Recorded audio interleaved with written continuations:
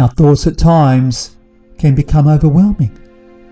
Thinking happens so rapidly to the extent we would often question our thoughts, or even question our sanity. How could I have been so hurt, so stupid, or perhaps even so cruel? We can think of the most obscure things in most unusual situations, and we lose track of our thoughts so easily. If we though could take the time to know how our minds think, we may not feel so isolated, or in essence, become so impacted by our trauma. The weight of trauma in our minds is so powerful. It is heavily biased through our emotions, where any thought is imaginable. One of the ways trauma impacts our minds is through association, where one stimulus will trigger another. For instance, it will be normal for us to consider a park and a bench, as we commonly associate these things as a set. A park, though, could be more than just an open space.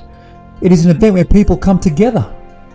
And if we look at this through the lens of our emotions, a park is a place where you fought with your friend and felt very lonely as a result.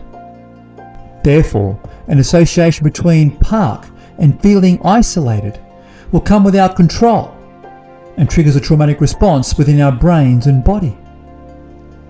The same could be said for so many other places, voices and visions.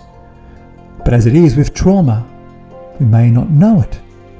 The truth is that our brains have different kinds of links. Most are subconscious, where often we will relive the event with an almost perfect vision, as if it was happening in a present moment, not knowing how to react. When we though look inside our brains, the answer revolves around how we form our memories.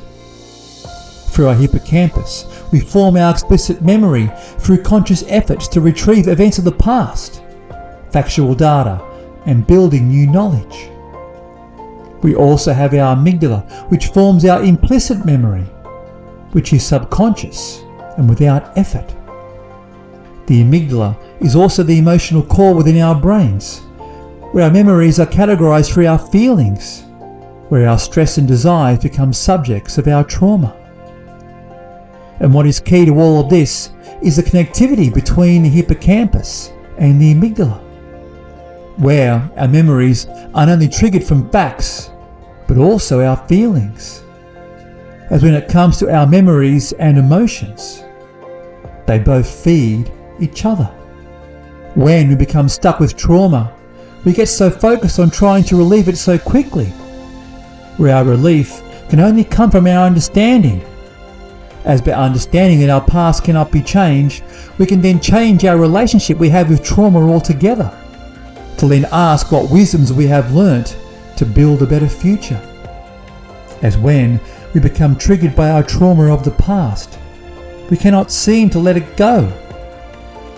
But when we develop an understanding of our trauma, we can avoid being overawed by our past and become in awe of our minds. As by thinking beyond our feelings, we know our thoughts cannot harm us. It is only our interpretation of them.